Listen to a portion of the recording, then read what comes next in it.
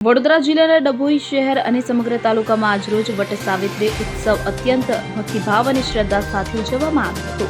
ખાસ કરીને ઉમા સોસાયટી ખાતે સૌભાગ્યવતી મહિલાઓ મોટી સંખ્યામાં એકત્રિત થઈ વડના વૃક્ષની શાસ્ત્રોક્ત વિધિથી પૂજા અર્ચના કરી પરંપરાગત વસ્ત્રો અને શોળે શણગારમાં સજ્જ મહિલાઓએ પોતાના પતિના દીર્ઘાયુષ્ય સુખ સમૃદ્ધિ અને પરિવારના કલ્યાણની કામના સાથે વડના વૃક્ષને રક્ષાસૂત્ર બાંધી પ્રદક્ષિણા કરી હતી। આ પવિત્ર વ્રત સતી સાવત્રી અને સત્યવાનની અમર કથા પર આધારિત છે કે જે અખંડ સૌભાગ્ય અને દાંપત્ય જીવનના અતૂટ પ્રેમનું પ્રતીક માનવામાં આવે છે। વડના વૃક્ષને ભારતીય સંસ્કૃતિમાં દીર્ઘાયુષ્ય અને સ્થિરતાનું પ્રતીક માનવામાં આવતું હોવાથી આ ઉજવણી માત્ર એક ધાર્મિક પરંપરા ન રહેતા ભારતીય પારિવારિક મૂલ્યો અને પ્રકૃતિ પ્રત્યેના આદરનો સંદેશ ફેલાવે છે, જેના કારણે સમગ્ર ડભોઈ પંથક આજે ભક્તિમય અને મંગલમય માહોલથી છવાઈ ગયો હતો।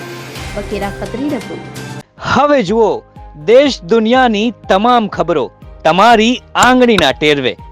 ઉઠાવો મોબાઈલ અને ગૂગલ પ્લે સ્ટોર પરથી ડાઉનલોડ કરો અમારી CN24 ન્યૂઝ મોબાઈલ એપ।